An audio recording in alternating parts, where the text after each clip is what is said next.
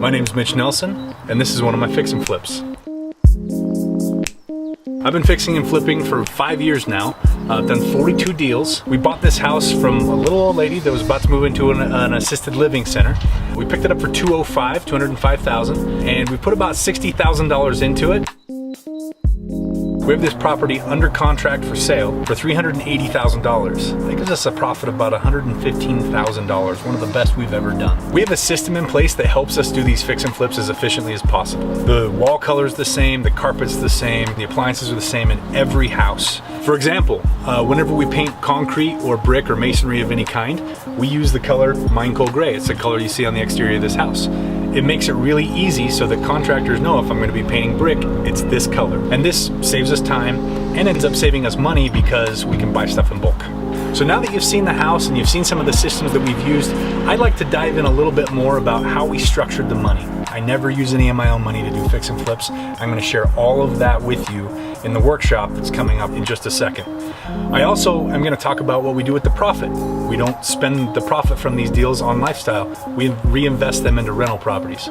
The last thing I'm going to share with you in the workshop is a strategy called velocity banking. Not only will this help you invest in real estate at a greater scale, it'll also help you pay off your personal debt in a fraction of the time. Stay tuned. Hey, should we get started? Yeah! All right, this side wants to get started. Thank you. What about this side? Okay, good. So there's a bunch of people out there still trying to figure out where they need to go, and I have learned this really cool trick to help them figure out really quickly. But I need you guys' help, okay?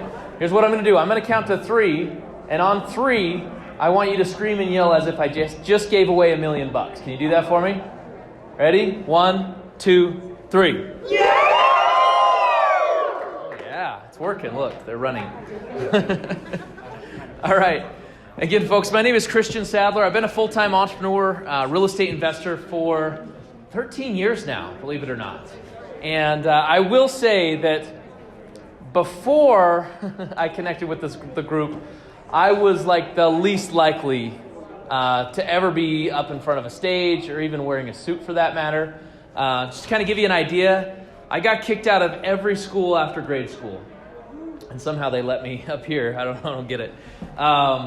But there was a blessing in that, especially when I got kicked out of my junior high school. So I was raised way out on the west side of the valley, out in Magna, Utah, raised by a single mom of 4. And it's not a poverty story or anything like that. You don't need to feel sorry for me. My mom is truly my hero. She made sure we always had, food on the table, clothes on our back, all those types of things. But there was stuff that wasn't an option for me in my younger years, as far as like playing sports and extracurricular activities and things like that. So I kind of found my own extracurricular activities, if I want to be honest with you guys. And some of them weren't good. In fact, some of them weren't legal. Just trying to be open with you. Anybody ever play with dry ice bombs as a kid? A few of you? Okay. Maybe somebody stuck them in a mailbox here or there? Okay, the frowns. I apologize. I did a lot of stupid stuff as a kid just to make it simple and plain. And in my junior high, the worst GPA I ever got was a .04. And so you can see why they wanted me gone, right? So I went to Central High School in 8th grade. And Central High School was what's called an alternative school. Any alternative kids in the room? Yeah, we didn't raise our hand back then either. So I went to this alternative school, and there was a blessing in that, because growing up out in Magna, I had only met working class folks, right? I mean, that's just who you meet out there. I had great examples as far as character and hard work and all those things, but I had never met anybody who had done anything substantial with their money.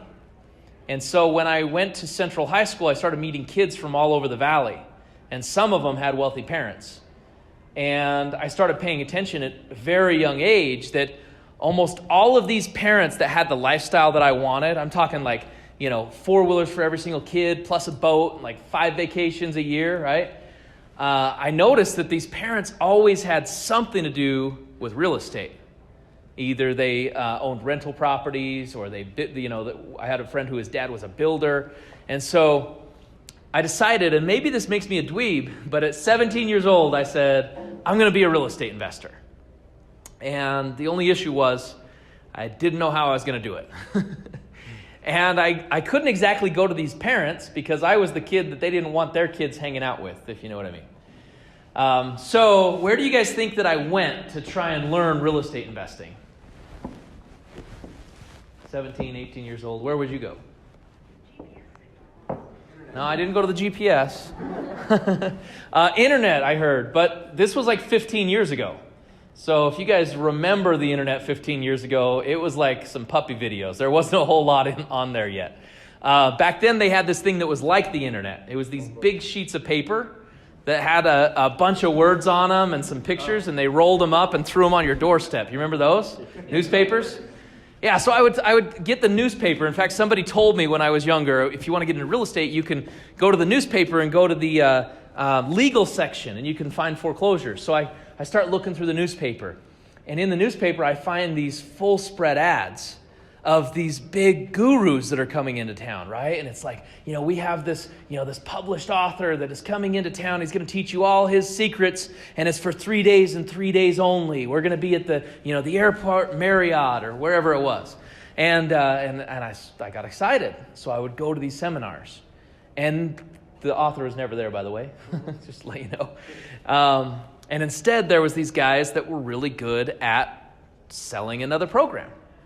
And so the first one, I was 18 years old, the first one that I ever bought. And this guy was really good. He was in the front of the room. He said, for the first 20 people to the back of the room, you're going to get my personal cell phone number. So I run to the back of the room. I put $3,000 on a credit card. And I took 2 days off of work. And that was a big deal for me back then. So I graduated high school half a year late, but I made it. And then I went into steel fabrication. And it was 12-hour days, 7-day weeks, rotating shifts. They were always switching my schedule up on me. And I was paycheck to paycheck. So taking a couple of days off of work wasn't like just an easy thing. It meant I had to figure out how to pay the bills differently, right? And at the end of these 2 days, after all this excitement, they said, we've taught you just enough now that you can hurt yourself. What you really need to do is spend $10,000 and come to our 5-day boot camp out in Florida. I was less excited than the guy up on stage, obviously. I was mad. I kind of still had anger issues back then, if I'm being honest. I threw away all the information. I couldn't believe it. I got taken. But it wasn't very long before I was up late at night. And what comes on late at night? Infomercials. Oh, yeah, those infomercials. And they're good. And so this one, and maybe some of you called off this one too. They said it was like $10.99 money back guarantee. We're going to teach you how to buy properties pennies on the dollar. So I called. And I'm like, $11. I've got nothing to lose. And after a series of phone calls over the next 4 days, I ended up spending $6,000 on a coach. And my first coaching session, he says, you're in one of the worst states to be buying tax liens. We're going to have to, and it was a tax lien course that I bought, by the way. So we're going to have to look at California, and we're going to have to look at other places. And man, I still studied the information the best I could, but I didn't feel like I was even further ahead by the time I was done. And this just kept happening. It was like a cycle. All these programs that I would go through, they just wanted to sell me more information, send me on a cruise, put me on a bus tour, spend money on coaching, whatever it was. And there was never anybody here that I could meet and work with. And then I came across this little sign on the side of the road. You guys ever seen those cheesy looking handwritten signs? We buy houses, stop foreclosure, those types of things. So this was talking about, a real estate investor that's looking to build his team. And so I call and I think to myself, I'm just thinking, if I could actually meet somebody local who was doing it, I know I've got the work ethic. If they would be willing to show me how, this is my way in. And so I called, and this was way back when The Apprentice was still on TV, right? So I'm thinking I'm going to come down and meet some investor, sit across the desk from this high-power investor. He's going to interview me to become a part of the team. And I showed up into a room like this. And my skepticism went through the roof. I mean, I sat at the back, arms folded, what are they going to try and sell me now? And quite frankly, back then the presentation wasn't that good. And I was ready to walk out. And the difference from going there versus everything else that I'd been to is at the end, they started introducing me to person after person after person who was actually investing in real estate, people that were living my childhood dream. And so I thought to myself, if these people can do it and they've used this system to make it happen, maybe there's an opportunity here. I gotta look further, right? And after doing more and more investigation and jumping on board the team, it took me about 4.5 months from when I jumped in with both feet to be able to walk away from my job for the rest of my life. And thank you. Since then, I've been a full-time entrepreneur, real estate investor. It's been over 13 years now. I've been able to do a lot of amazing things, travel the world, right? I get to sit on the board for a local nonprofit that helps the homeless. I get to do things that I never thought were an option before. I've been written up in a book with high-level entrepreneurs like Timothy Ferriss from the 4-Hour Workweek. My life is just dramatically different than it was back then. And the biggest thing that I was looking for was freedom. And that's what I gained, is I get to choose what my time looks like. So all I'm saying is stick around and listen very closely to what Mitch Nelson has to say, because it could have a dramatic positive impact on your life. Before I bring him up here, I want to go over a couple of housekeeping items. So first thing is, and I got to click this updates real quick. Remind me later. Try it now. All right, cool. I want to have some visuals here because it reminds me what to say. Photos are okay. Mitch loves it when you take his picture, okay? So take as many pictures as you want, but please, no flash photography. Also, if you're taking pictures of the slides, we ask that you take those pictures for your own use only. So please don't post those out on social media and those types of things. Also, no recording. If you guys want a professional version of this, we just want to control, the quality of how this information goes out into the world. So if you want a professional version, talk to us and we'll do our best to accommodate with that. Also, if you have anything that makes noise, whether that's something in your pocket or something breathing, do us a favor and just manage that to your best of your ability so that everybody else can pay attention. So if you have a phone call, I've learned this really cool trick. Just answer it and walk out all the way out the door before you say hello. They'll hear all kinds of rumbling and they'll stay on the line, don't worry. I don't see any children in the room, but if I guess I won't address it because there's no children. Just take anything that makes noise all the way outside of the room so the rest of us and the rest of the people that are here to learn can do so effectively. Is that fair? Okay, cool. So I'm going to bring Mitch up here, and he's a really good friend of mine. He's been involved in this business much less time than I have. He's been about 4 years in real estate, and in that amount of time, he's flipped over 30 properties. He actually works on 5 flips at a time. This guy's picked up rental properties in multiple different states. He's been able to be a best-selling author. He's been featured on a local TV show because of the success that he's had in his business. And above all that, like for me, what sets Mitch apart is how many people he has helped get their start in real estate investing. So just do me a favor and welcome Mitch Nelson. Appreciate it. How are we doing tonight? We good? Good. Well, listen, we've got some incredible financial strategies we're going to share with you. We've got some awesome real estate strategies that we're going to give you tonight. So what I want you to do is just turn to your neighbor and just apologize for all the brain matter that's going to splatter all over the place, because we're going to blow your mind. It's going to be awesome. Thank you. Well, I love a crowd that actually participates, and it's awesome. I'm not a TV screen, by the way, so we're going to do a little back and forth tonight. And the more you give me, the more I can give back to you. So let's have a conversation. It's going to be awesome.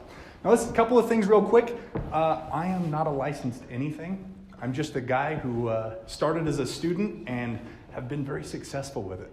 And I found my passion is sharing what I've learned with other people.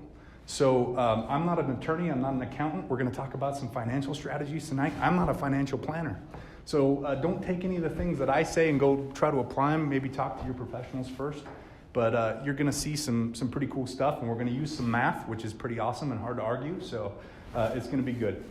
Now, I want to start with a story. This is a story about a young man who loved building cars from the ground up. He would find scrap metal and he'd weld a frame together, and he'd hand bend the sheet metal to make the body, and he'd do the upholstery himself and he'd build the engine himself. And these cars turned out beautiful. And he'd drive them around town and people would see them and they'd want to buy them. So quickly, he got the idea, well, I should just start a business, right? I mean, how hard is it to break into the auto industry? So that's what he did. He started a business building cars and just started selling them locally, right? And a few orders came in, and his business model is he'd take the down payments from orders and he put the money into a single car. And he did all the work on the car so that they would turn out beautiful and he could control the quality and everything. And this worked for a while, and he made a lot of money doing it.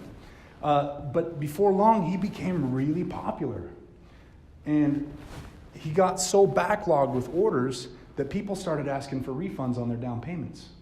The problem was, where was the money? It was in the car, right? So this kind of got out of control, and he couldn't give back some of the money that was being asked for, and he ended up going bankrupt.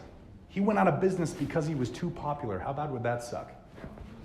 Now, a few years went by. He went back to what he knew, right? He went back to being a mechanic, went back to working on the farm. He grew up as a farmer. His dad was a farmer, just so he could pay off some of his debts. A few years went by. He's a middle-aged man by now, and he had some new designs, never really lost his passion for building cars. So he tried it again. He started a new business and used his new designs. The problem is he used the same business model. What happens when you do the same thing over and over again? What type of results can you expect? Same results, and that's exactly what happened. He went bankrupt the second time. This time, licking his wounds, he went back to what he knew, tried to pay off some debt, but said to himself, you know what? I guess I just don't have what it takes to be an entrepreneur. I just don't have the gene or the bone or whatever it is to do this business running stuff. So he just kind of gave up. He consigned himself to working a job for the rest of his life until one day he was at the state fair. And he was wandering around the fair and looking at the different attractions and wandering into the different tents to see what was for sale. And accidentally wandered into the backside of the butcher's tent. Now, front of the butcher's tent, you have the nice cuts of meat for sale. Back end of the butcher's tent was a little bit different. He saw a bunch of men dressed up in white lab coats with plastic aprons on. There was a big steel table, long steel table, and one end of the steel table, there were some animal carcasses.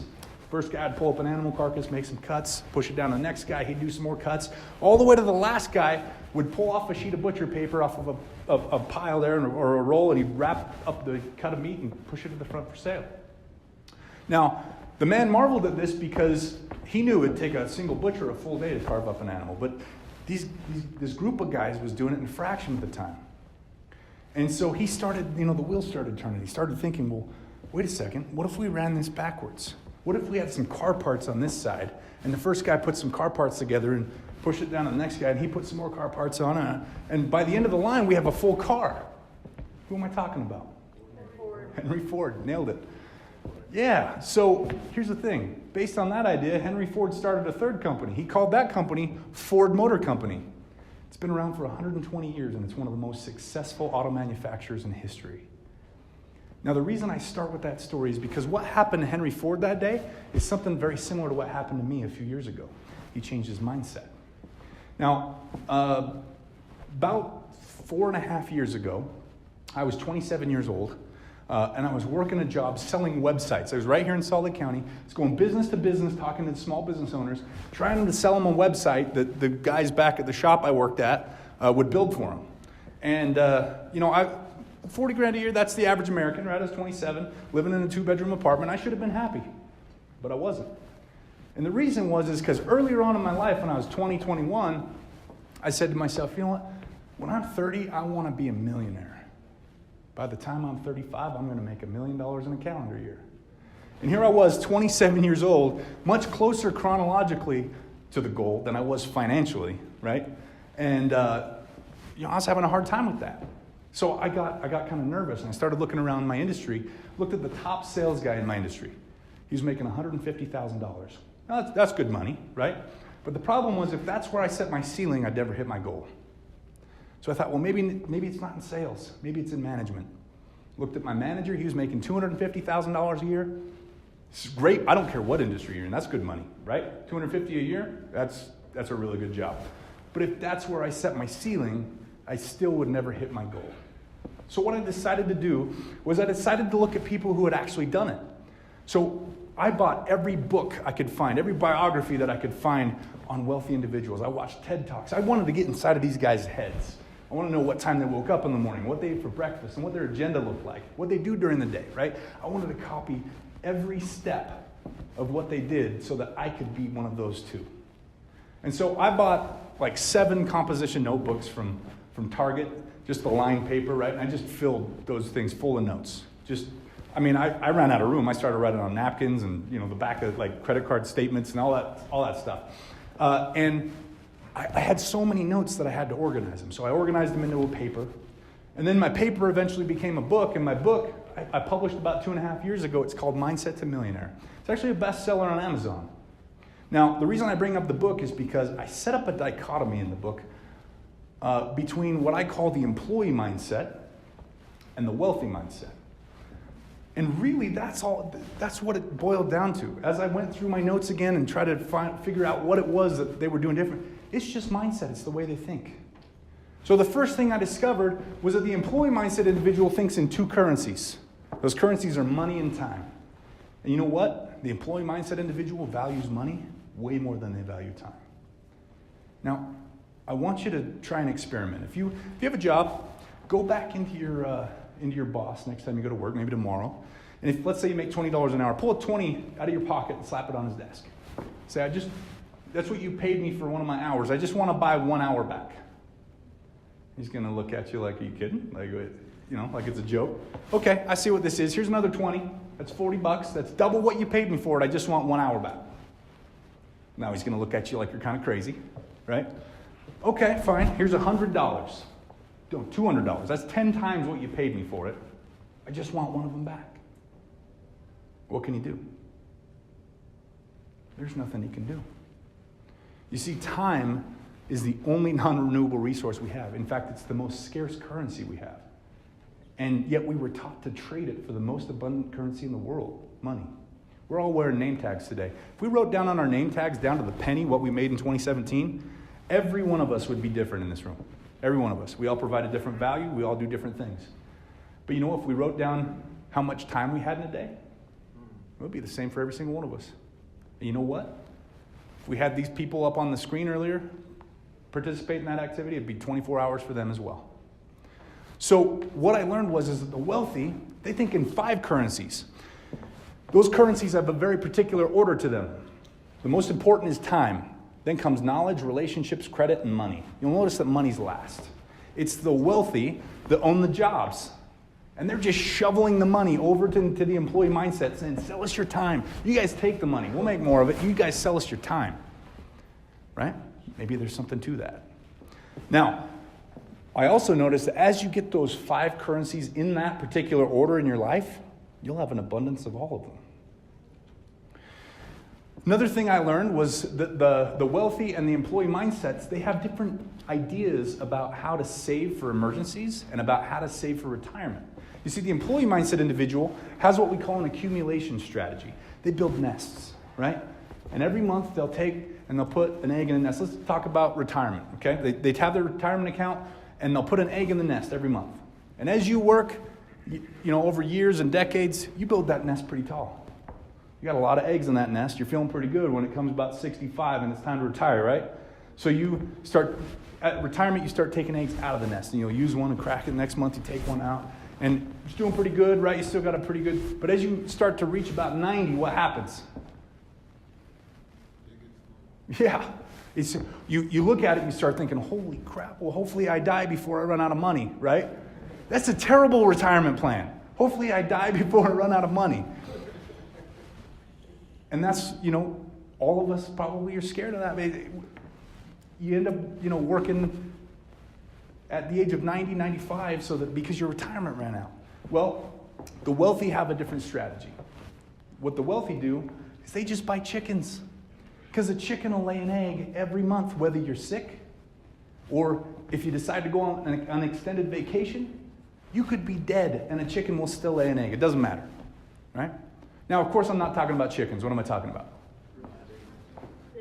Assets, cash flowing assets, right? Rental properties. We're all here for real estate. Rental properties in this case.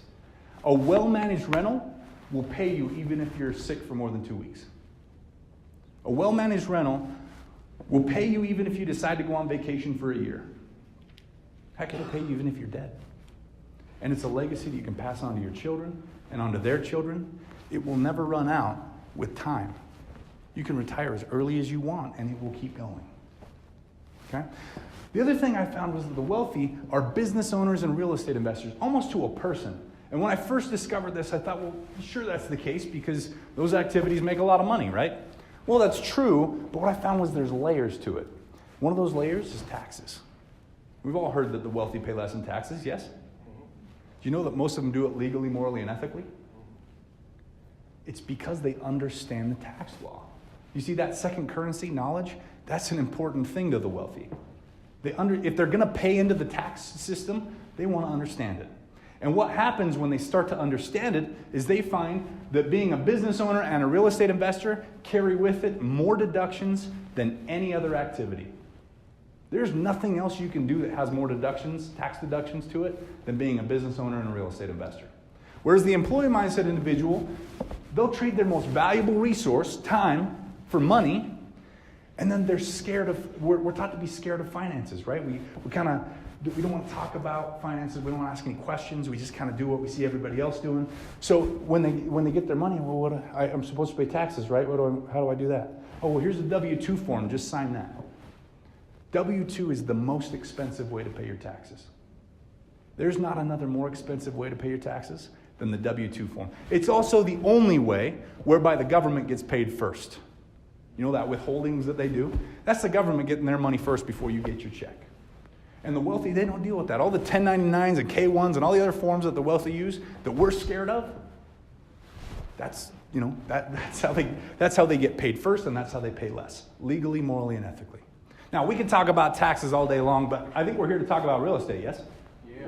Okay, well, let's talk about some real estate. Listen, I got a chance to talk to some of you as you were coming in, and I realized we're kind of all on a different level, with real estate investing. Some of you have actually done some flips and have some rentals.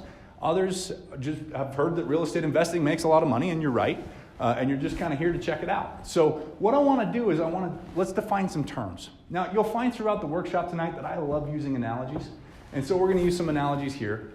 And I thought, what better thing, because we're all humans. I think we're all humans, yeah? Good, looks like we're all humans. All right. No, just kidding. I'm going to use some relationship analogies, okay? I'll do the first one, then I'm going to have you guys help me with the others. So this is buy and hold property. This is a pretty basic idea. This is where you buy some real estate with the plan on holding it for a long period of time. Now, the analogy that I use for this, marriage, right? So if a buy and hold's marriage, you guys tell me, what's a foreclosure? You nailed it. Yep, that's right. Okay, subject to.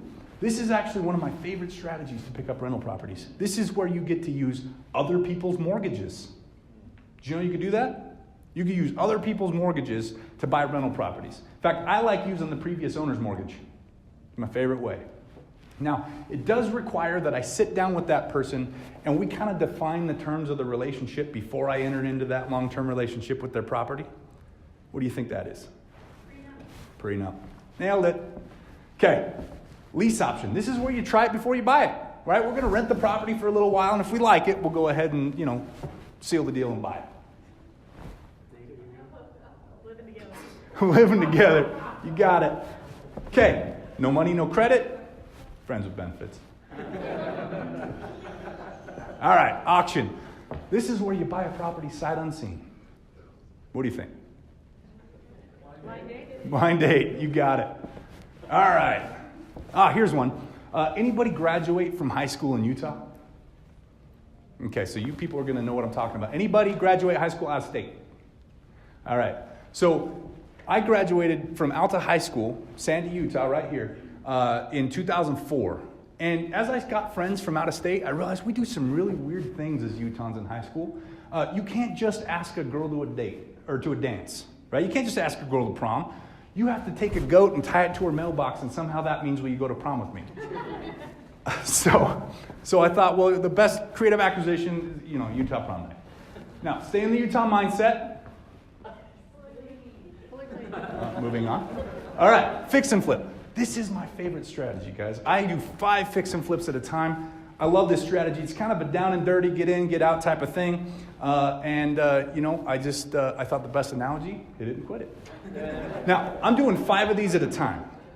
The fix and flips, not the... and I want to share one of the properties that I recently finished in 2017. We sold it. I like it because it has really good numbers. Quick disclaimer, this may not be typical to your results. Every real estate property is unique. Every real estate property is going to have built into it a different profit amount, so you can't expect to have the same results that me or any of our other students have. But let's go ahead and break it down. So this property is 2677 West Jordan Meadows Lane in the far-off mystical land of West Jordan, Utah. Right? None of us have ever heard of that place before. No, we're doing properties right here in Salt Lake County. Okay? And the reason I share the address with you is so you can check my work. You can go to the county recorder and you can look at what I bought it for, when I bought it, and what I sold it for, and when I sold it. So you can see that the numbers that I'm sharing with you are accurate. Okay, so we bought this property, and I did round these numbers to the nearest 5,000, just to make the math really easy so we could all do it together. We bought the property for $250,000. We put about $50,000 into fixing this thing up. Now our holding costs were $10,000. Who wants to take a guess at what holding costs are? What does that mean, holding costs? Utilities, insurance, interest. I told you I never use my own money when I do fix and flips. I always use other people's money. Now, if that's the case, there's only 2 things I could be doing, right? I'm either borrowing it or I'm stealing it. Which do you think it is? I heard both, actually. Yeah, that's what this meeting is. We're going to turn off the lights in a second, take all your wallets, and then go buy some real estate. No, we borrow it.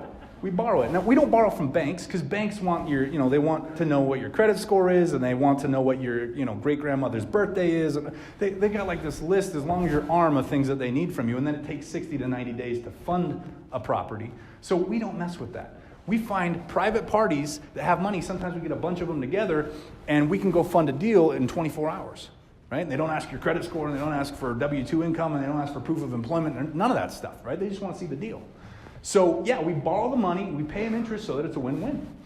Our closing costs were $25,000. That includes some marketing costs. All in this property, we were $335,000, and our after repair value, or we use the acronym ARV, was $380,000. That's what we sold this property for. So, we do these properties usually in about 120 days, and in this particular one, we made $45,000.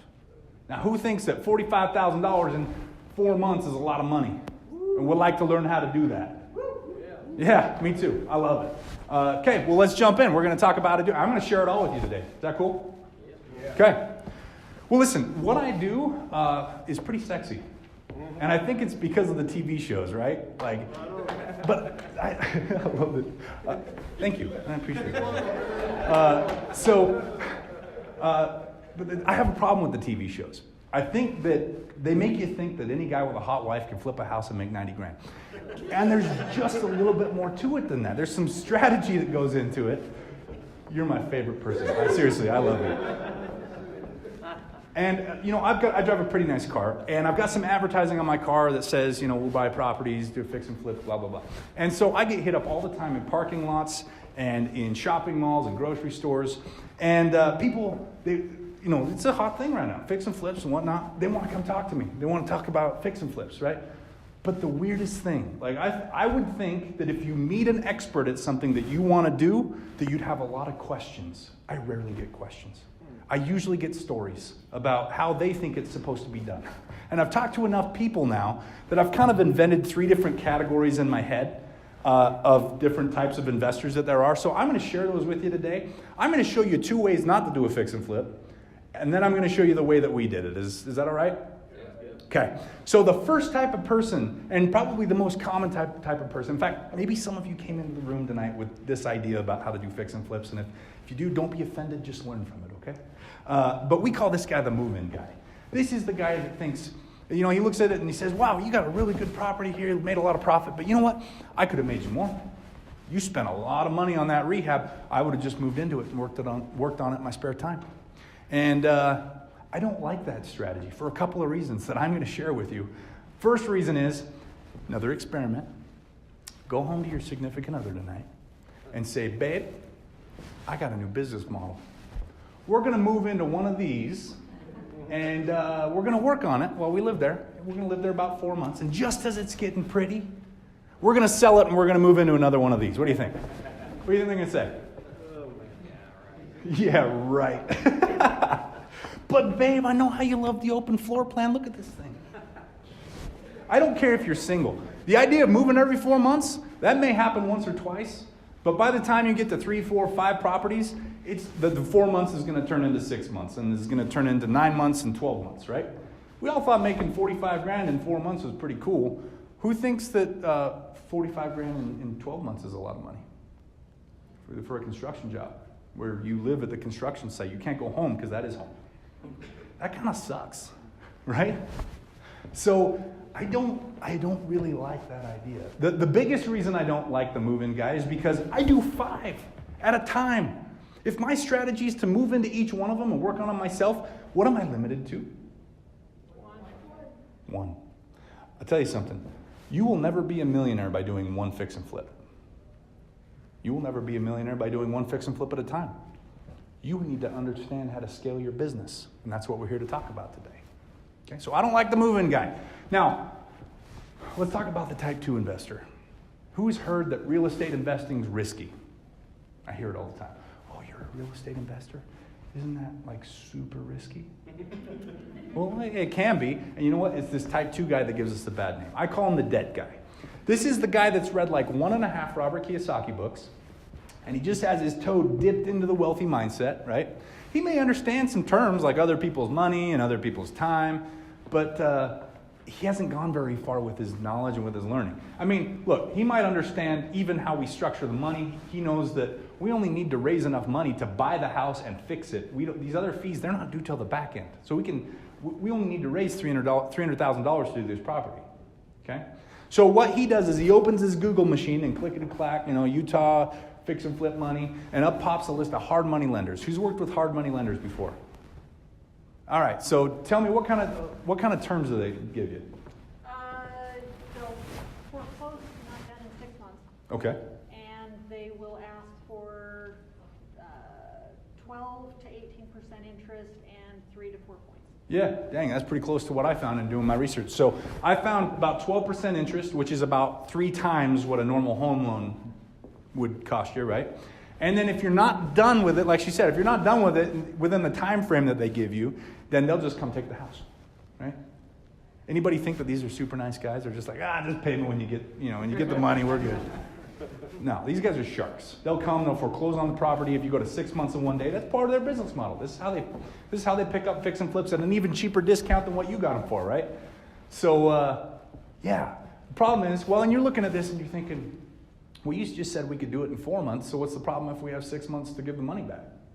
Well, that's the mentality of the debt guy. He gets into the property, and maybe the first one, everything's on time and everything's on budget, and he gets his money out and gets into the next one, and everything's on time and on budget, right?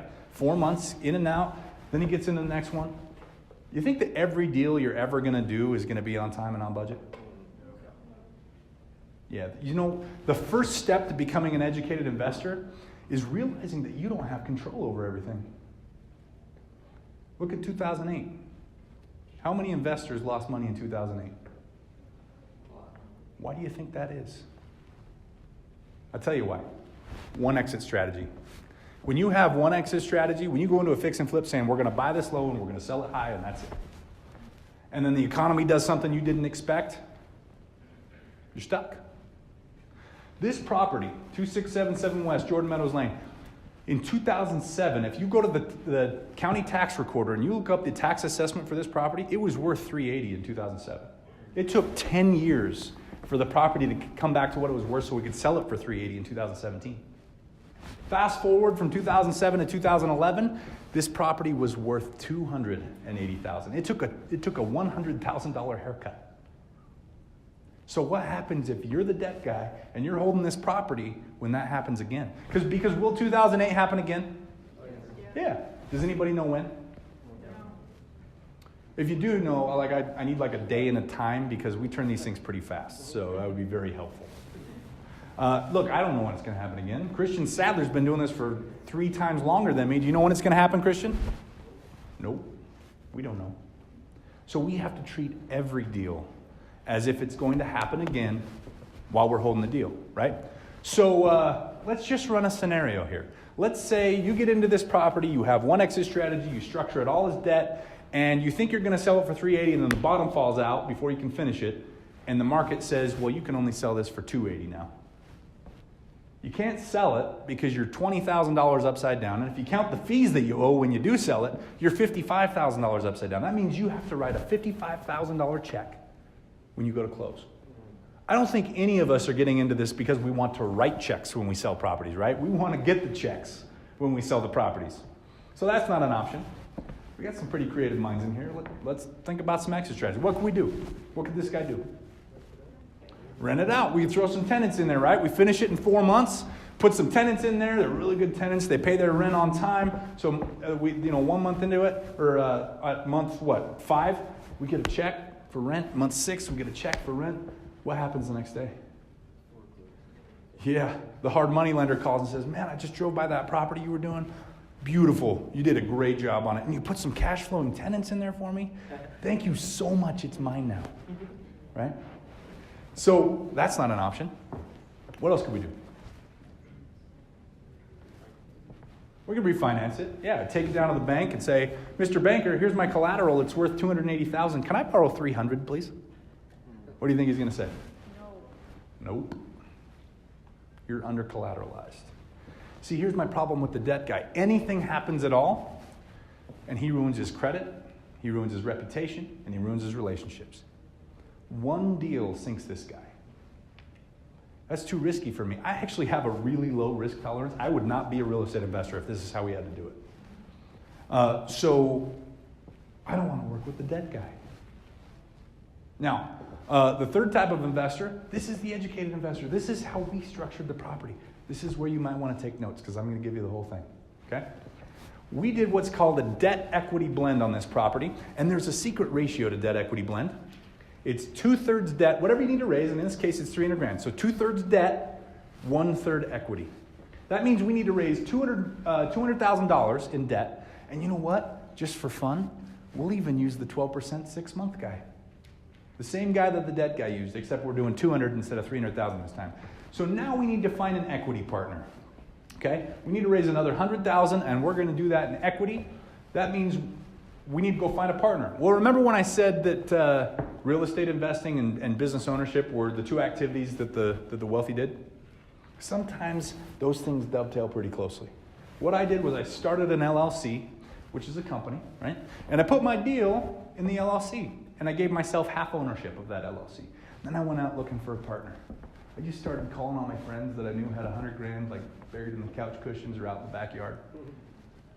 I was making $40,000 a year when I started doing this. All my friends made $40,000 a year. I didn't know anybody with money. But I learned something very important right here that changed my whole life. I learned there's $27 trillion in retirement accounts in this country. And there's only 400 million people that live here. So do some quick math. There's a lot of people with over $100,000 in their retirement account. There's probably a handful of you in the room. Now, 2 questions that set my career on a successful path. The first question, write these down. First question is, did you know that you could use your retirement account to buy real estate? Now, regardless of the answer that they give you, yes or no, the answer is yes, but whether they knew or not doesn't matter. The second question is the same. If I were to show you how you can make double or triple your current rate of return backed by real estate, would you lend with me on my next deal? So think about what I just said there. Double or triple your current rate of return. What are most 401ks and IRAs backed by right now? Stocks, mutual funds, right? And on average, what kind of rate of return can you expect on mutual funds? 6 or 7. Okay, let's use 7. So 7% annual rate of return on mutual funds. If I could double or triple that, you interested?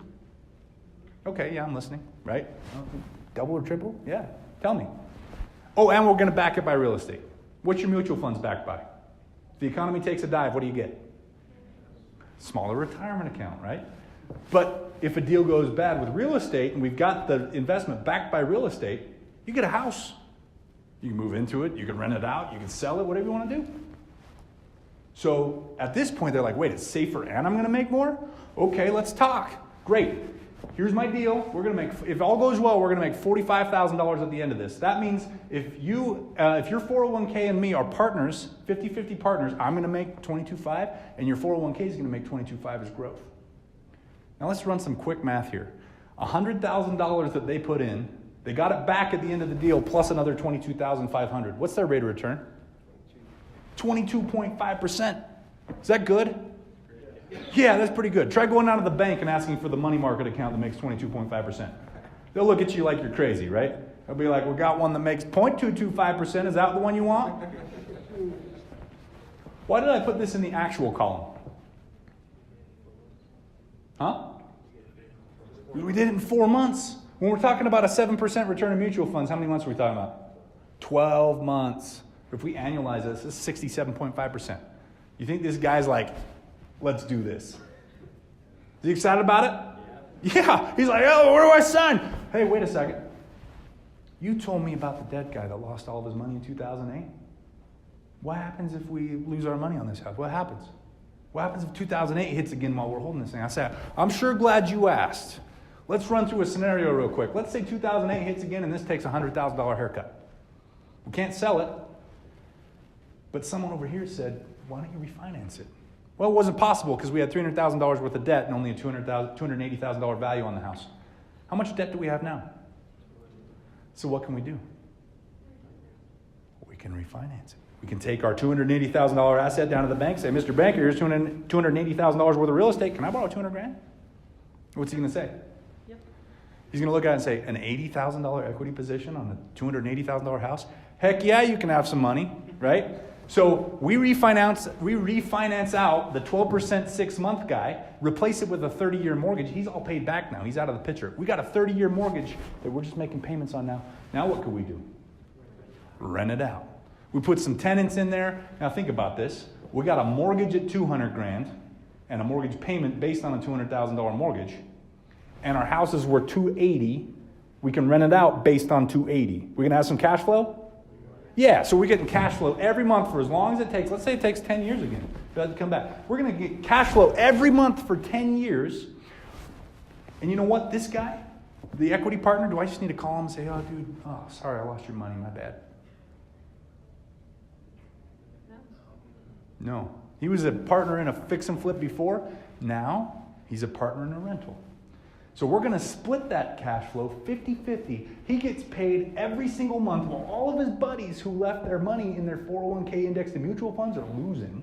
He gets cash flow every month till the property comes back to what it was worth. We sell it. He makes $22,500 and I make $22,500. Worst case scenario, he makes more money. So for all of us that said real estate investing felt risky before, does this seem a lot less risky now? Yeah. You know what's interesting is when knowledge increases, behavior changes, right? Now I want to talk about one of my favorite topics in the whole world. Me. Let's talk about me for a second. How much money did I put into this deal? None. 0. And I got $22,500 in profit from it. What's my rate of return? Infinite. I feel like a third grader when I say this. I made infinity % on this deal. And you know what? I make infinity % on every deal. Why? What currency did I contribute to the deal? Knowledge. I contributed knowledge. They contributed money. I don't care how you look at it. Infinity's way higher number than 67.5%. Right? I make the highest rate of return in every deal because I contribute a more valuable currency than anybody else. I like that you guys are getting this, right? Brain matter all over the place, scrape it off the walls. We're good. We'll clean it up later. All right. Is this good stuff? Yeah. You guys learning stuff? Yeah. Should we wrap it up now, or do you want to hear more? More. Okay. All right. Well, listen, I want to bounce back to some of the stuff we were talking about earlier, some of the mindset stuff. Now, you remember how the wealthy, their most important currency is time? We sleeping? Yep. You guys remember that? Yeah. All right. So, wealthy's most important currency is time. That means they refuse to trade their time for money. And the most efficient way that they've found to protect their time are business systems. And you know what? As you make your trek from the employee mindset to the wealthy mindset, you'll use hundreds of business systems, hundreds of them a day. And heck, we use business systems for fix and flips, right? One of the disservices I think that the TV shows do is if the couple wants to go out and put granite in the house, they'll take a little field trip down to the granite factory and look at the different slabs and how they're polished and cut. And, they'll take the swatches home. And, my favorite's the carpet swatches, right? They look at each carpet. This one matches the trees outside. We should put this carpet in. It wastes so much time. It wastes so much money. We put the same crap in every house. It's the same stuff. Now, it's beautiful stuff. Don't get me wrong. We go to the Parade of Homes once a year, and we pick out all the stuff we're going to put in every house that we do for that whole year. And then it's the same stuff. We buy it all in bulk. I buy pallet by the I never thought my relationship with tile would be measured in pallets. But I just bought a pallet of tile. And it's because we're going to be putting it in 5 different houses.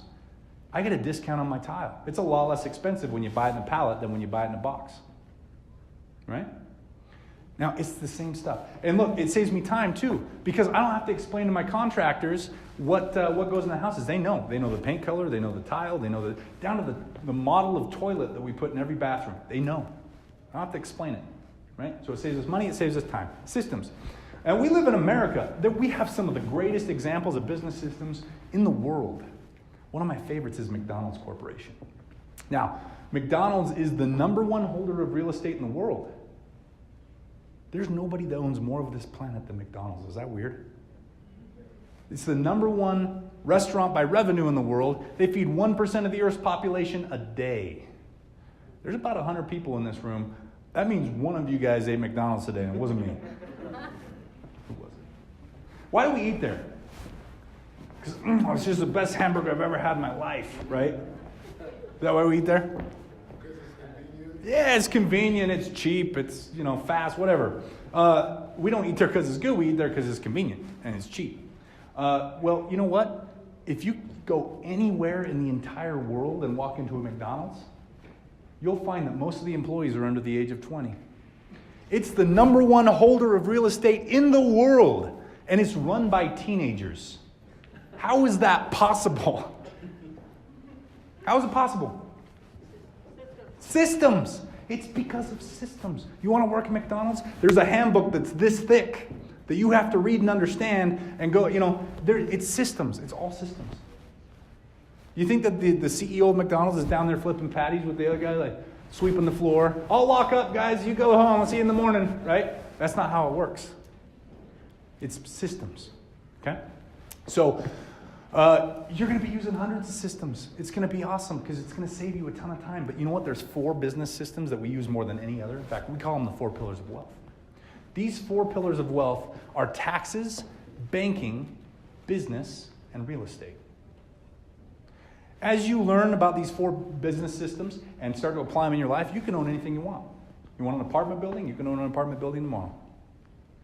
And a lot of people look at me like, wait a second, I got $100 in my checking account and my credit sucks. How am I supposed to buy an apartment building? Well, that's how we were taught how to buy stuff in our employee mindset. But in a wealthy mindset, when you understand how to use business systems, you can buy anything you want. It doesn't have to be assets either. It could be liabilities. You want a jet? You can buy a jet. Anybody ever have a dream car? You can buy a dream car. Yeah, I have a dream car. So I want to share, we talked a little bit about real estate, right? I want to share a couple other pillars real quick. We're going to talk about taxes and business. So this is just an example. I highly recommend, because I am not an accountant, I highly recommend that you guys talk to an accountant before you try to apply any of these strategies I'm going to share with you. But let's talk about the difference between a W-2 and a business owner, okay? Now we're going to set up a hypothetical example. Let's say that this W-2 employee makes $100,000 a year selling widgets. He works for Widget Manufacturing Incorporated as a W-2 employee. His job is to go out and pick up accounts and sell accounts widgets, and he makes $100,000 a year doing it, okay? Now, as a W-2, the first thing that gets taken out of your check is taxes. So it's about a third, right? A little less than a third gets taken out. $30,000 immediately goes to the government. Now, he's got a house and a cell phone and a car, and he's got kids, so he's got to pay for his kids. school and soccer practice and all that stuff. And his expenses are about 70 grand a year. Okay? What's left over? Nada. Let's run the same scenario, but this time he's a business owner. Okay? Business owners get to take advantage of more deductions than W-2 employees. W-2 employees have about 15 to 20 deductions they get to take. Business owners have 250. Real estate investors have about another 200. So a lot more deductions, right? So this guy's a business owner now. Now he decides, you know what? I don't want to work for Widget Manufacturing Incorporated. I want them to be a vendor of mine. I'm going to start my own company, and my company's responsibility is to sell widgets, and we'll contract with Widget Manufacturing Incorporated to fulfill the orders that come through, and then they'll just pay me. He's got the same clientele. He makes the same profit margin, commission, whatever. He makes 100 grand a year. He brings in 100 grand a year from being a business owner selling widgets, doing the same thing, okay? Well, as a business owner, your taxes don't get taken out first. You get to take deductible expenses first. Do you think if you're a business owner, you might use your cell phone a little bit for business? Yeah. Deduction. You think you might do a little bit of work out of your home, right? Home office? Deduction. All right, you going to use your car a little bit for work? You going to drive around and see your customers? Yeah, deduction. You know what? There's actually a law that a lot of people don't know about, a tax law. You can hire your kids under the age of 18 and you can pay them up to $12,000 a year each, tax-free. So instead of, giving your kids allowance and then also paying for their school supplies and their soccer practice and their clothes, pay them 12 grand a year tax-free to work in your business, and then have them buy with their tax-free money their clothes and their school supplies and pay for their field trips and their soccer practice. Does that make sense? So now your expenses are about $70,000. And you know what's cool is for business owners, they take, the IRS looks at this and they say, okay, so you brought in $100,000, but you have $70,000 of deductible expenses. That makes your adjusted gross income $30,000. So that's what we're going to tax you on. So they take about a third of that. Taxes are 10 grand. What's left over? 20,000 bucks. Made the same amount of money, doing the same thing, spent the same amount of money on the same stuff. We just structured it different. Followed the law, and we were left over with $20,000 more than we had before. Now, some of you might be looking at this saying, well, geez, I don't make 100 grand. I'd make like half that. Well, that's okay. Cut that in half. Anybody want an extra 10 grand this year? Right? All it is knowledge. All you have to do is have an understanding of how it works. That's it. Pretty cool stuff. Okay, should we stop here or keep going? All right, let's keep going. I want to talk to you guys about why you're here. We are Renatus. We are a local group of elite real estate investors. We're educated investors, and we share everything. We share capital, money partners.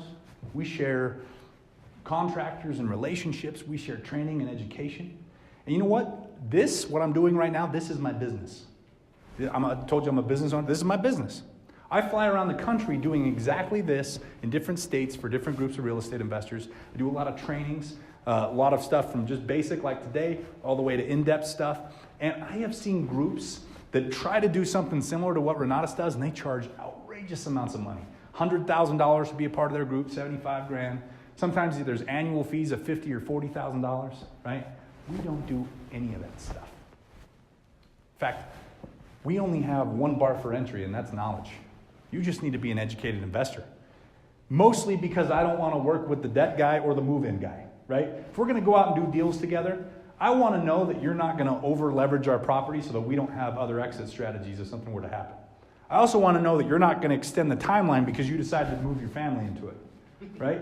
I want to work with educated investors, and I want to be confident in knowing that, and so does the rest of the community. So your requirement is that you need to be educated. Now, what does that look like? We have a vault of over 400 hours of online trainings taught by real estate millionaires from around the country. We fly these folks in, and they re-record their classes and record new classes on a regular basis. I'll tell you, I've been a part of this group for about 4.5 years. I've seen 5 iterations of the tax class. In fact, we just underwent one of the largest tax reforms in the last 50 years, right? Well, we brought Mark Kohler back in, and he re-recorded the tax class. And the reason is because just because I'm out doing this stuff doesn't mean that the new laws are automatically downloaded into my brain. Knowledge is an ongoing process. I continually have to update my education and my knowledge because what I was doing in 2017, because of these law changes, means that if I do the same thing in 2018, I might be doing something illegal. And I don't want to do anything illegal. So, first rule of thumb, if you bought books and tapes in the 80s, don't use them because you probably will get in trouble if you do, okay? This stuff needs to be updated on a regular basis. Now let's talk about education. We've talked a lot about wealth building strategies. We've touched lightly on wealth keeping strategies. Why is it important to keep your wealth?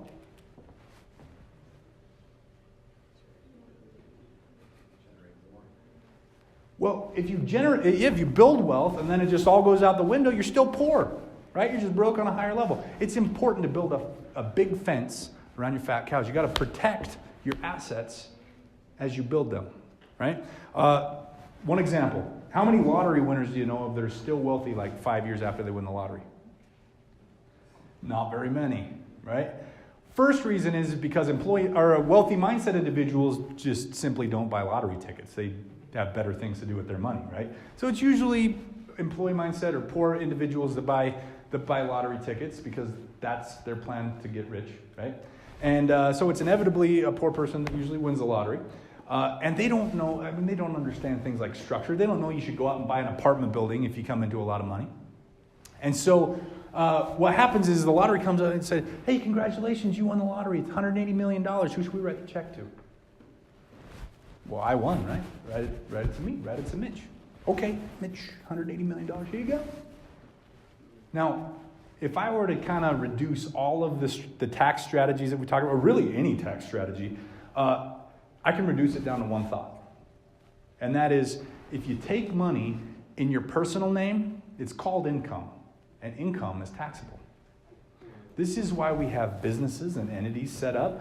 I got businesses that run my construction company. I got businesses that hold my fix and flip assets. I've got businesses that do my advertising, right? I've got all sorts of entities structured up, and the money comes in to these entities, and I try to spend it out of the entities before it trickles down to me. Because when it hits me, it's income, and it's taxable, right? So if I get a $180 million check, guess what? Uncle Sam's there, he wants his half. And guess what? If you do a fix and flip in your personal name, you make 45 grand, Uncle Sam's going to be there wanting his half, right? We call him the unexpected partner. Now look, flying real estate millionaires in from around the country is not cheap. So there is a tuition that goes along with this. And that tuition is $20,000. Now, who came totally ready to drop 20 grand a day? They brought their fat stacks of cash. You ready to make it rain? You? No. No cash tonight? Seriously? Credit card? I'll take a debit card. Just need a PIN number. No? Seriously? Ah, man. Personal checks. Just write it to Mitch. Just kidding, don't. I don't want to pay the taxes. You know why? Because you're looking at it and you're thinking, holy cow, I'm the average American. I make like 50 grand a year. This guy wants half. I'd be a hypocrite if that's what I wanted. You keep the job money. I don't want it, right? Couldn't we use this? Couldn't we use one of these 4 pillars or all of the 4 pillars to make it worth it? I mean, how many fix and flips like the one I did in West Jordan would you have to do to make this worth it? One. Then the rest is cream. Renata doesn't have their hand in your pocket. They don't get a chunk of each of your deals. They're yours. You pay the tuition once, you get it for life. All the updates, any new classes that Renata releases, yours. So, I saved. I'm missing it. I'm missing a slide. I saved the pillar for last, the banking pillar, and I did it on purpose. I have time to share one last strategy with you guys. And so I'm going to share one strategy out of the banking pillar. We call it velocity banking strategy. You guys okay with that if I share one more strategy tonight? Yeah. This one's the best one. That's why I saved it for last. Okay? 2 points I want to make. First point, as I share this strategy, is I'm going to show you how the average American, with the average American income, with the average American amount of debt, can pay off all their debt and pick up 10 rental properties in a decade without ever getting a raise and without ever changing their lifestyle. All they do is change their mindset about how they bank. Point number 2 is the education that I just talked about becomes effectively free. Everybody okay with free? Yeah. Thought we'd be okay with free. Let's dive in. Okay, average American household, that's 2 incomes, makes about 60 grand a year. That's 5 grand a month. So when we get our money from our job, where do we put it? Into the bank. What account do we put it in? Checking and savings, right? Why? Because they told us to. Because well, where else would we put it? That's what we were told to do. So we didn't ask any questions. That's just what we did, right? And you know what? I don't like the checking and savings account, mostly because that's where the bank wants you to put it. If you understand anything about the banking laws, you'll know that the deposit accounts, which are checking and savings, it's fancy talk for checking and savings. The deposit accounts is where the banks can take the money that's deposited and extend loans and invest in markets so that the bank can make more money. So when you put your money in the checking account, they take it and they go invest it, make the bank money, and then give it back to you when you ask for it. So they're using you like a line of credit. And putting your money in a checking account keeps you on a cash basis. When you're on a cash basis, you have to slice up the pie in your head sometimes before the check even gets there. Like, I got a house payment that's coming due. I got to slice that pie. No one can eat that piece of pie because that's for the bank, right? I got a car payment that's coming. I got credit cards I got to pay, right? You're slicing up the pie. And the problem that I have with that, well, let me pause here for a second. I want to make a point. Everything you know about banking comes from the bank. Everything you think you know about banking comes from the bank. And I've had people stop me there and say, hey, wait a second, you're talking about credit cards right now. I hate credit cards. I've always hated credit cards. My mom and my grandma told me credit cards are the worst. Well, guess what? There's a psychology about how the bank wants you to think about their products, including credit cards. Let's use an example. Let's say we got a credit card over there on the left-hand side. Let's say that that's your Best Buy card. Okay? It's a $15,000 limit on your Best Buy card, and it's the day before the Super Bowl.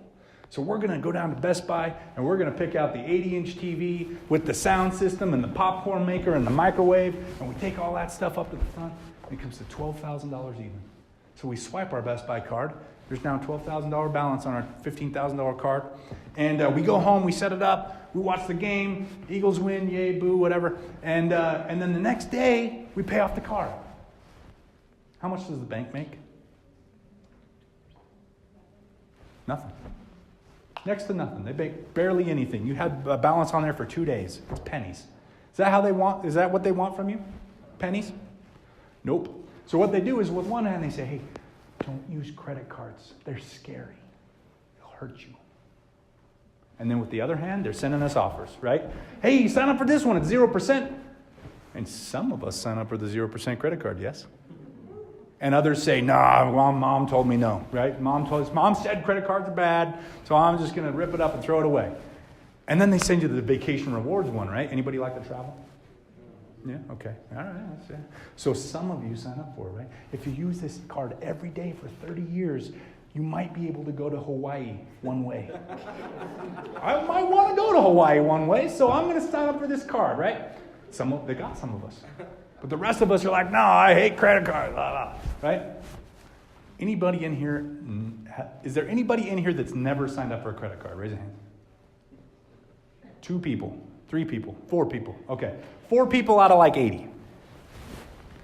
I'm guilty. I signed up for a lot. So, because they send us that crazy marketing, right? They send you the one with the Little Mermaid on it, right? Yeah. Nelson, they saw you coming, man. They send you the one that they knew would get you. The cute kitty card. It was the mermaid. It was the mermaid one? I want to see it. No, he's like, I'll show you. I got the Little Mermaid card right here. No. So they send you the Little Mermaid card, right? And you're like, holy crap, the Little Mermaid card, I'm signing up for this thing. And so he fills it out, he sends it in, checks the mailbox every day for 10 days, finally shows up, rips it out of the envelope, peels off the card, magnetic stripe across the back. Oh, dang it, they got me. Oh, I signed up for a credit card, right? Well, just what the wife doesn't know won't hurt her. So we'll put that in the safe, out of sight, out of mind, right? Just forget about it. Life goes on. Life happens as it does. And, I think we've all been to a point at some point in our lives where there's more month than money left. You know, you got a week before the paycheck's coming in and the checking account's at 0. And the fear sets in. And you get the cold sweats and the tingles down the spine. You're thinking, what are we going to do? We got bills to pay. We got mouths to feed. The creditors are already calling, asking for money. We'll just go to Canada. They'll never find us there. Sell one of the kids. That'll get us by for a week. Wait a second. We got the Little Mermaid card in the safe. Good thing I signed up for the Little Mermaid card because we're desperate right now, right? Swipe for a little gas because we're desperate. Swipe for a little grocery because we're desperate, right? Wife's not looking, so we buy the big TV because we're desperate. Right? And before you know it, you've got $12,000 racked up on the Little Mermaid card because you were desperate. And when you're desperate, can you afford to pay it off the next day? No. You stretch that sucker out as far as it'll go, and you make the minimum payments every month for 7 years. There's a certain way they want you to think about their products. Get it? So what they tell you is pay the minimums on everything and then budget for your lifestyle. And with what's left over, we'll put that into savings. And you're looking at this thinking, who the heck saves $1,400 a month? Well, you do. Anybody work for corporate America? Get the match plan on their 401k? Problem with the 401ks is accumulation strategy. So it's just putting eggs in a nest, right? And they'll match it. So every egg you put in, they'll put a 6/100ths of an egg. Get it? So you might, instead of being this by the time you retire, you might be this. Right? It's a big difference. And then, we might have the stock options that just come out of our check, right? That's just another nest. And then everybody has to put a little bit of money into savings because what happens if there's an emergency, right? I don't like savings accounts for the reasons that I mentioned. Also, it's just a pile of money that's just sitting there, right? And the strategy is, I'm going to hide behind this pile of money. If something scary happens, I can just, maybe throw some money at it, see if it goes away. But most days, would you agree with me, most days are not rainy days, yes? So when it's not a rainy day, it's just a pile of money sitting there, doing nothing. So I don't like that strategy. I don't like this strategy because what that does is it makes you paycheck to paycheck. And it doesn't matter what level you're at. You could be making $60,000 a year or $600,000 a year. If this is your strategy of how you do things, you're just broke on a higher level because the cash flow is zero. Now, I'm looking at a lot of models, right? I'm looking at rent models. I'm looking at flip models, Victoria's Secret models. Just kidding. Let's talk about rent models for a second. So if this were a rental, and let me be clear, average gross rents across the United States, meaning average what you get paid for rent is about $1,000, right? If you have a $5,000 coming in on a rental every month, is that one you get super excited about? You just buy it because, hey, they paid me $5,000. Is that what you're looking at? We're looking at cash flow. If it cash flows zero, is that a rental you want? No, it doesn't matter whether it makes $1,000, $5,000, or $10 million a week. If the cash flow is zero, I don't want it. Make sense? All right, let's talk about some of the other stuff on this screen. I need to pick on somebody. Who's here for the very first time that's never seen any of this stuff before? Is it Texas? Yes, sir. Texas, my man. Favorite person in the audience? Yeah. Just kidding. Just kidding. I love you all equally. Okay. I appreciate you volunteering. You owe me some money now. All right. Are you glad you... No, listen. You came in. We're buddies from long ago. You said, hey, man, I need to borrow some money. I said, no problem. I'll lend you the money. But we're going to do this right. We're going to put a promissory note in place, and you're going to pay me some interest. You said, cool. That's fine. I'll pay you interest. I just need to borrow the money. So I gave it to you. And I'm a nice guy. Just ask me. I'll tell you all about it. I'm going to let you pick your interest rate. Okay? Now, we got a couple of interest rates on the screen here. We got some 6% over there on that side. We got a 21% on this side. I'm going to let you pick any one of those interest rates, but it has to be one that's on the screen right now. Which one are you going to pick? 6%. Good answer. Does this feel like a trick question? A little bit? Okay. Well, it is. I'm using an example to make my point. Okay? If I told you that 32 degrees was the freezing point of fresh water at sea level, is that a true statement? Yes. I heard yes, no, depends. Celsius. Oh, wait, can I change my answer? I left something very important off. I left the scale off, and I tried to distract you with all that crap there on the bottom. Freezing point of fresh water, sea level, right? Guess what? It's called marketing. It's a distraction from what I'm actually doing, right? Now, this is a true statement. 32 degrees Fahrenheit, 0 degrees Celsius is the freezing point of freshwater sea level. That is a true statement. What happens if I do this? Which one's hotter? The one. Wait, one's hotter than 32? How could one be hotter than 32? It's a lower number. Oh, it's a different scale. It's a different system, of course. Guess what? That's what the bank's doing to us. See it? They didn't tell you what scale those are on. Okay? Here's what I mean. Anything called a loan, by definition, is amortized simple interest and one directional. That means you pay it and that's it. Right? That's it. Anything called a line, by definition, is daily simple interest and revolving. What does revolving mean? Well, a credit card is an example of a line of credit. And if you have a maxed out credit card and you make a payment, it's going to open up a little bit of room on that credit card, right? That's called leverage. We call that leverage. You can take that leverage in the form of your little piece of plastic down to the gas station, and you can swipe it and you can put some gas in your car, yes? Yeah, that's normal. When was the last time you ever swiped your mortgage to buy gas? When's the last time you swiped your car loan to buy gas? Or your student loan? You can't, because it's a loan. It's one directional. You pay it and that's it. What about amortization? Let's look at this amortization thing for a sec. So, we've used the average Salt Lake County house as an example. $200,000, average payment's about $1,200, okay? You buy this house, you move in, you make your first payment of $1,200. A couple days later, they send you the statement. You look at the statement and it says, thank you for your $1,200 contribution to your mortgage. We allocated it like this. $250 went to principal, $950 went to interest. And you look at it and you say, wait a second. I thought we had a 6% mortgage. That doesn't sound right. And you call them, right? You get all mad about blah, blah, blah. They say, wait a second. Wait. If you turn to page 47 in your statement, you'll see that the amortization table crisscrosses about halfway through. And actually, by your last payment, well, it's the inverse. You'll pay $1,200 and $950 of it will go to principal and $250 of it will go to interest. And you say, oh, whew, I thought you were ripping me off for a second. Right? Now, here's what I don't like about that. How many people do you know that actually make it to the last payment on a single mortgage? Most people don't. In fact, the average American refinances every 7 years or gets into a new loan. That puts you back at the beginning of the amortization schedule, which means you're paying mostly interest to the bank. And you know what? If you get to about 5 to 7 years, they'll start calling you. Anybody get those calls from the bank? Hey, we can lower your payment if you refinance. We can lower your interest if you refinance. You can pull some money out if you refinance. Please, please, please, refinance, please. Right? Because they want to keep you paying mostly interest. That makes sense to everybody? Okay. Let's take a look at it from wait a second. Let's get the part. 48-month snapshot. We're going to look at just the first 4 years of your mortgage.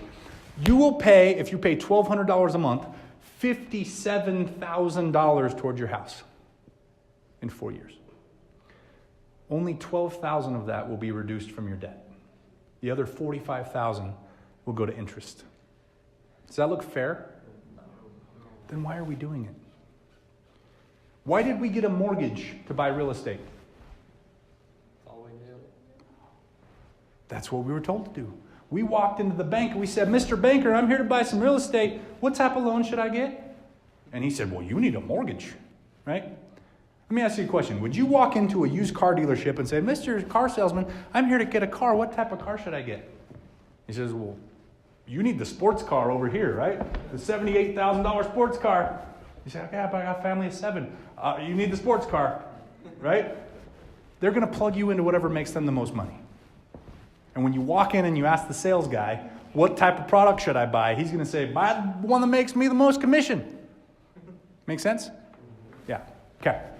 So let's talk about this from a cash flow perspective. I want you guys to understand something. The reason I talked about cash flow before, the wealthy focus on cash flow more than anything else. They'll look at cash flow before they look at equity, appreciation, deductions, leverage, etc. Cash flow is king. Write that down. Cash flow is king. Okay? So let's look at this from a cash flow perspective.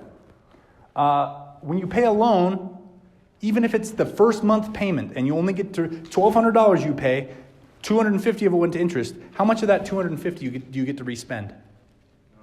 None of it. Okay, so principal and interest disappear. That means 100% of cash flow from that payment disappears. However, with a line, they only take their 21% out. The rest of the principal is leverage on your line of credit. You get to respend it however you want. So Texas, I'm going to pick on you again, man. Would you rather pay me in a way where 100% of your cash flow disappears or 21? 21. Good answer. See, when knowledge increases, behavior changes. So now that we understand how banking works, let's take this back and apply it to that model we were setting up. What do you say? 2 rules I want you guys to remember. First rule of velocity banking is that lines are better than loans for all the reasons I just described. Okay? Second rule is the employee mindset individual uses cash as currency. We get paid, we keep it in a cash basis in our checking account, and then we use the cash to pay bills and buy stuff. The wealthy don't do it that way. What the wealthy mindset individual does is when they get cash, they throw it all at debt. Imagine how fast you would pay off your mortgage if you took your whole paycheck and threw it at your mortgage. The problem is because your mortgage is a loan, you don't have any money left over to buy gas, groceries, and cell phone. But when we obey rule number 1 and we keep our debt in lines of credit, you can take your whole paycheck and you can throw it at the line of credit, lowering your debt balance, thereby paying less in interest, and opening up leverage to use to pay bills and buy stuff. Now that may sound overly simplistic. Let's see what happens when we apply it, okay? So we get paid, we bypass the checking account completely, we throw it all at the line of credit. A couple of things happen. First thing's really cool. They wanted to see a $600 minimum payment come in. You gave them $5,000. Are they good this month? Yeah, they're good. They're not coming back asking for anything, right? And guess what? You're going to do it next month and the next month and the next month. Will they ever ask you for a payment again? So do we have to budget for it? Nope. $600 just went right into cash flow. Also, I think I've made it pretty clear, accumulation strategies are dumb. Right? They're for chumps. Any chumps in the room? Didn't think so. Not anymore. All right, so we're not going to do the 401k. We're not going to do the savings plan. We're not going to do the stock options. That money's just going to go to cash flow. We just found $2,000 a month in cash flow, right? We still have some payments we got to make. We still got a lifestyle we want to live. We don't want to have to adjust our lifestyle, so we'll just leave that the same. But that makes it $5,000 in, $3,000 out, and $2,000 a month going towards cash flow. Now, I said cash is velocity. When cash increases, when cash flow increases, velocity increases, we start paying off our debt even faster. And what happens is, let's graph it. We had $12,000 worth of debt in our line of credit. We threw $5,000 in it. That went down. We have $3,000 worth of bills we got to pay. It goes back up by $3,000. That's month 1. All we have to do is just repeat that process over and over and over again. Some of you are saying, hey, wait a second. You told me not to save anymore. What happens if there's an emergency? Well, you've been throwing your money in a line of credit. That creates leverage. Do emergency rooms take credit cards? Yes. Yeah. Do tire shops take credit cards? Yep. Even if you have an emergency that only takes cash, you can still take that credit card down to the ATM, slide it, and pull out some cash. Just pull it out of the line. Okay? When there's not an emergency, you just keep doing what you were doing. And guess what? This is easy math. We had $12,000 of debt. We were attacking it by $2,000 a month in cash flow. That's 6 months. What was going to take us 7 years by making a minimum payment of $600 now only takes us 6 months without getting a raise and without changing our lifestyle. All we did was change our mindset. Just cool? Yeah. Good, because it gets even cooler. Get ready. Okay, now the bank looks at us and they say, man, you're really good at this debt stuff. You're you're using a lot of it. You're paying even more of it off. Your credit score's gone through the roof. We're going to give you a credit limit increase. Anybody in here ever been a victim of a credit limit increase before? All right, so you know they exist, right? We know as wealthy mindset individuals that credit and lines of credit should only be used for assets and emergencies. That means we're not going to use our credit cards anymore to go buy big screen TVs, Nelson, or to buy swimming pools or finish the basement or put on, add a deck or whatever. We're going to use them for assets or emergencies. So basically the bank just came and gave us $10,000 to our emergency fund. When's the last time the bank came to you and said, hey, you saved like a champion. Here's $10,000 for your savings account? Never. If they do, you need to let me know where you bank because I want to get a piece of that. But no, that's not going to happen, right? When we behave like the wealthy mindset, we're rewarded like the wealthy mindset. Okay? But we got a problem now. We were dumping our money into this line of credit, and because we had debt in there, we were able to do it, right? But we paid a credit card down to zero. You can't pay a credit card below zero. So the money's just going to start flowing back into our employee mindset account, our checking and our savings. We don't want that. Well, Texas, we got a lot of really expensive debt over on the loan side, the 100% cash flow debt. We could start moving some of the debt over to the cheaper side. Anybody ever get those balance transfer checks in the mail and wonder, what the heck am I supposed to do with a check from Discover Card? Well, I got an idea.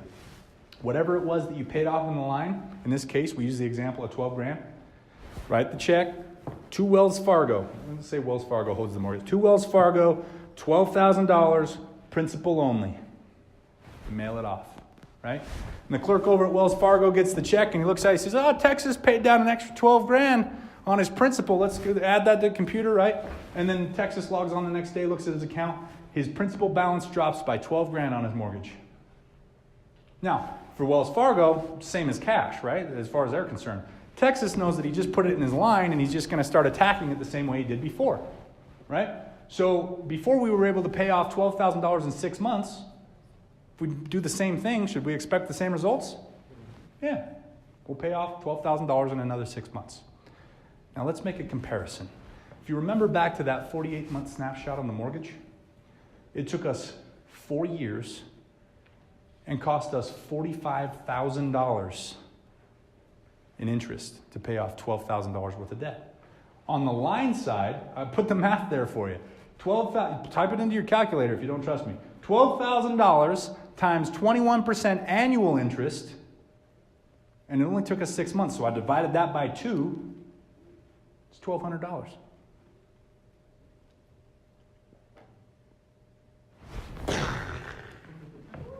Right? I just saved you $45,000 on your mortgage. You're all welcome. All right, so here's the cool thing. This process takes 6 months, right? Or in this case, with these numbers, it takes 6 months. So just repeat the process over and over and over again until you pay off your mortgage. If you use this process, with these numbers, they're going to pay off a 30-year mortgage in 5 years. That's nuts. We paid off the credit card, and it was going to take us 7. We paid it off in 6 months. Where the mortgage was going to take us 30, we paid it off in 5 years, right? Now, if we don't have a mortgage anymore, we don't have a mortgage payment, where's that money go? Cash flow. Well, guess what? More cash is more velocity. That means the next thing, we're going to pay off even faster. The velocity curve gets steeper because we got more cash that we're throwing at it. So when we go attack the car, we pay that sucker off. When we don't have a car loan, we don't have a car payment, where's the car payment go? Cash flow. That's right. And you know what? Same thing happens. When we have more cash in the cash flow, we pay things off even faster. We have more velocity. Okay? The cool thing is 6 months to pay off the car, 6 months to pay off the card, 5 years to pay off the mortgage. We're at year 6, and we're completely out of debt. What we thought was going to take 40 years took 6. And we never got a raise, and we never changed our lifestyle. Anybody feeling lied to by the banks at this point?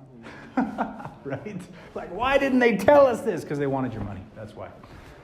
All right, so as a debt paydown strategy, by itself, this is pretty valuable, yes? You guys feel like you've gotten some good value tonight? We could end it here, but you guys said you were here to talk about real estate. So anybody interested in taking this to the next level? Yeah. All right, let's take it to the next level. I love it. Okay, so in this example, this family paid off a $200,000 house. They got a piece of real estate. One of the reasons I love real estate is because it's leverageable. So I'm going to take my $200,000 house down to the bank and say, Mr. Banker, I was here 6 years ago. You told me to get a mortgage. You were totally wrong. Don't ever tell anybody that again. But today, I'm here to get a HELOC. What's a HELOC? A home equity line of credit. Is that a loan or a line? Does that mean it's amortized interest or simple? One directional or revolving? Oh, it's a line. So we can use lines of credit for assets or emergencies. No emergencies right now. So what are we going to do? Let's go buy some assets, right? So here's the cool thing. When the mama house meets the daddy HELOC and they fall in love, they tend to create a bunch of little baby houses, right? And okay. I love it when the mama house creates baby houses because I can rent the baby houses out and make cash flow, right? So what we do is we just take that $200,000 and we split it up into little $10,000 or $20,000 chunks, and we go out and we make down payments. Remember the subject to thing I talked about, the prenup? Remember that? Yeah. Subject to. What I do is I find people who are about to be foreclosed on. They've missed some payments, and the bank's already sent them a letter saying, hey, we're going to kick you out. We're foreclosing on your house. You got to move, right? When I approach these people, they've already identified the apartment that they're going to move their family to for 7 years while they work on repairing their credit. Now, when I approach them, I say, hey, look, let's stop the foreclosure. I want to propose a win-win to you. I'm going to write you a check. How far are you behind? Oh, 20 grand? Okay. $20,000, I'm going to send this into your bank. We got you caught up on your mortgage. You still got to move your family. You were going to move them anyway, so still move your family to the apartment. But now instead of 7 years, it's 2 years. A 90-day late is 2 years. I'm stopping the foreclosure for them. I get the real estate. They get credit repair. I get real estate. They were going to have to move anyway. Is this a better situation for them? Yep. It's a win-win. You know what? There are 5,800 pre-foreclosures in Salt Lake County right now. 5,800. A lot of people say yes when I approach them. And you know what? Some people say no, and that's okay too. Because there's 5,800 of them out there that I can go pick up at any time, right? I don't need everybody to say yes, and that's okay. But this is how I buy rentals. Fannie Mae and Freddie Mac say that you can have 10 mortgages in your name. Good luck getting there. Anybody know what a debt-to-income ratio is? Yeah. If you try to go in and get 10 mortgages, you might get to 3, and then they're like, you got way too much DTI, right? Yeah. So you might cap out. Let's say you get to the 10. Let's say you get to 10. If we're averaging about $400 a month in cash flow per property, you max out at $4,000 a month. Now, I don't know about you, but I want to retire on a lot more than $4,000 a month. You might as well take Social Security at that point, right? So the point that I told you at the beginning, the point of this whole message is we got to create not just real estate investing businesses, but business models that are scalable. If all my mortgages on my rental properties are in other people's names, what's my limit? Infinity%, right? So there's no limit to how far I can scale it. Okay, here's the cool thing. Now, it took us 6 years to pay off all the debt. We will pay off with the increased cash flow, and using the example of $400 in cash flow per property, we picked up 10 of them, that's $4,000. Added to the cash flow that we got from paying off all of our debt, that puts us at $700-800 a month. We continue to do velocity banking to pay off the original line of credit on the HELOC. We paid off in 2 years with $700-800 a month. Then we start attacking the little baby houses. If the baby houses each have a $100,000 mortgage on them and we're attacking at $700-800 a month, guess what? We'll have the first one paid for in 13 months. Now we're at 9 years. Okay? The second one will be paid for in 11 months. We're at exactly a decade. We paid off all of our debt, acquired 10 rental properties, and paid 2 of them off without ever changing our income, without ever changing our lifestyle. Pretty freaking cool, right? And we got a cash flow of $9,400.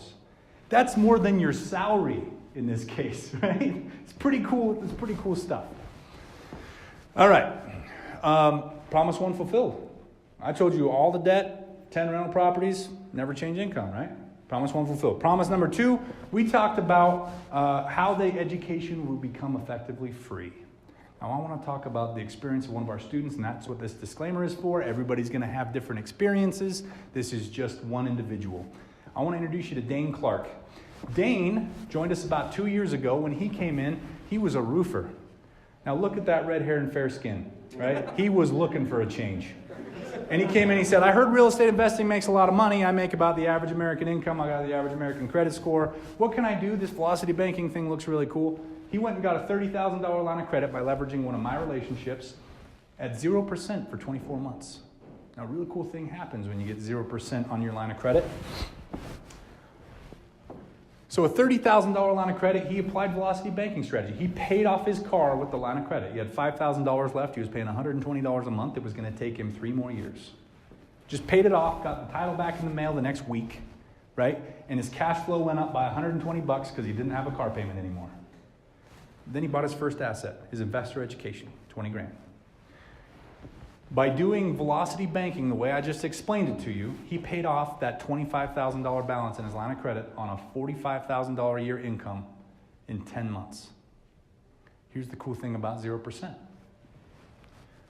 When he put that first check in at 0%, how much did the bank take? So what percentage of his buying power did he have from his check? All of it. All of it. His cash flow wasn't affected at all by his purchase of his first asset, his investor education. In fact, his cash flow went up because he paid off his car. It went up by $120, right? And his expenses came out. What about this second income right there? When he put that check in, how much did the bank take? And so on for 10 months until he paid it off. Now here's the thing. At the end of 10 months, he still had 14 months of 0% interest left. So what do you think he did? He went and bought some real estate. He did it again, right? Bought another asset. He put a $20,000 down payment on a duplex. He moved his family into one side and rented out the other, and now they're cash flow even on their living situation. He basically got free equity because he paid it off at 0%. Didn't affect his cash flow at all. Okay, now some of you guys might be looking at this stuff thinking, holy cow, what is this guy talking about? Like, please get off the stage already, right? That kind of thing. And you know, if that's you, I understand. Like, you might be feeling a little bit like this, and that's okay. Right? But some of you are looking at this stuff and you're thinking, holy cow, that velocity banking thing is incredible. Like, I would love to pay off my debt in a fraction of the time. I would love to do some fix and flips. I could get some massive income. That'd help pay off the debt. Wow, cash flow. I never thought about cash flow as a retirement strategy. That's incredible. I need to start doing that immediately. Right? You might be looking at this information with this attitude. And if this is you, you're who we want to talk to. We need about 98% of you not to do this, so 2% of us can go do it and be wealthy, right?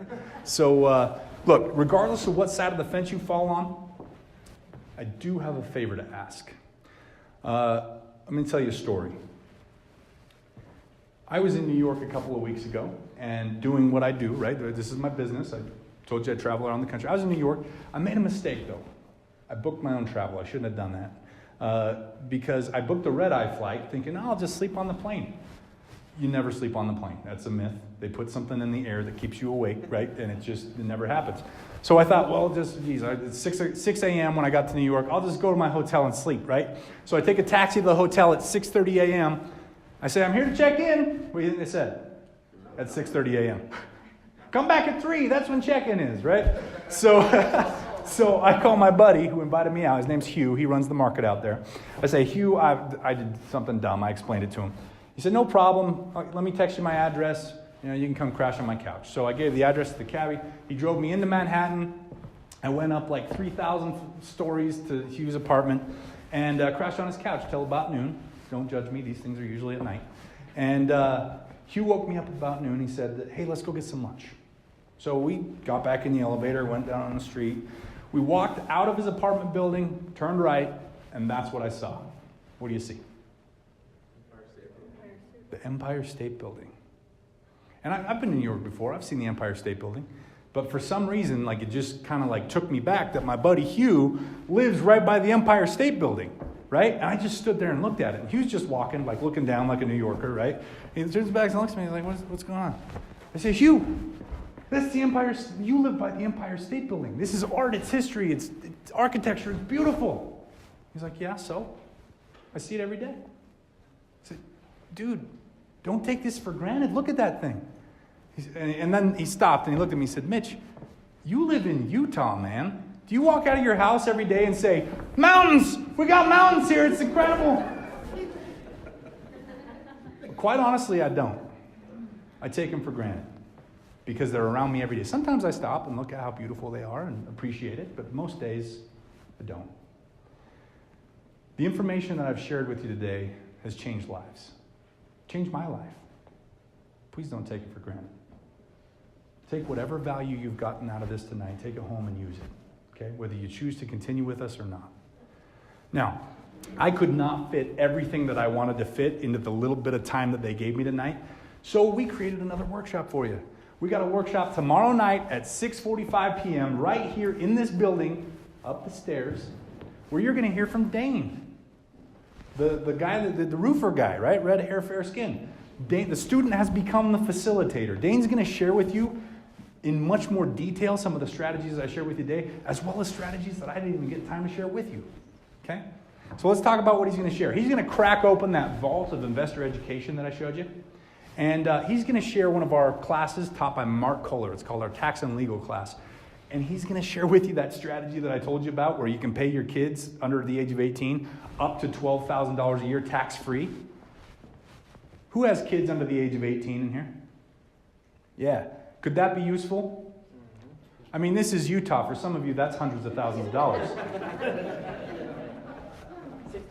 I know for a fact that if we were to fly Mark Kohler out here, it would cost us $5,000. He charges a $5,000 speaking fee. Okay? So you're going to get that strategy just by coming tomorrow night. Now, we're also going to give you a copy of my book. By going to the back and registering for the class tomorrow, we're going to give you a free copy of my book, Mindset to Millionaire. It's a bestseller on Amazon. I'm going to be here for a little while after answering questions. If you'd like to come up and talk to me, that's fine. In fact, if you want me to sign the book, I'm happy to do that as well. We're also going to send you a data file, a velocity banking calculator. So if you're looking at velocity banking and you're thinking, well, yeah, sure, it works for example numbers, but my numbers are totally different, so it's not going to work. Well, you're wrong. It's going to work.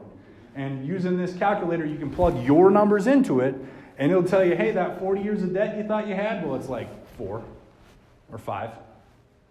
So that's very useful. I've got a friend that lives out in Hawaii. He's the CEO of a company that does something very similar. In fact, they just teach you the debt paydown version of what I taught you tonight and then give you a similar calculator. And they charge you $5,000 for that. I gave it to you for free tonight, and you're going to get this one as well. Okay? $5,000 value there. And then Dane's going to go over what we call our 3-phase plan. It's the blueprint that we plug our new students into so they can go from day one in their education. And Dane knocked out his 3-phase plan in 90 days. Who would like to see how to get into their first property in 90 days? Using other people's money. That's a valuable thing, right? So we've seen some of our competitors out there have charged, the price is wrong on here, there's an extra 9. We've seen prices with our competitors that charge $249 for a 2-day workshop. We've gotten this as low as we possibly can. Just a recap of the value, Mindset to Millionaire book is $20, 3-phase plan, $250 velocity banking calculator, $5,000, investor education, learning from Mark Kohler as a $5,000 value. That's over $10,000 worth of value. So for the low price of $9,800 a person, you guys can come back tomorrow. Just kidding. I see some very serious faces like, I can't afford that. Well, we're not going to charge you $9,800. Actually, we've gotten this as low as we possibly can for you. There's a cost to renting the college. There's a cost to renting the seats and the stage and the lights and the projectors and all that stuff. And our cost is $50 per person. So for $50 per person, you can come back and see us tomorrow night. Now, my investors that are working with us in our community, raise your hands. Look around, folks. These people are going to pay for your seats tomorrow. You guys get to come absolutely free.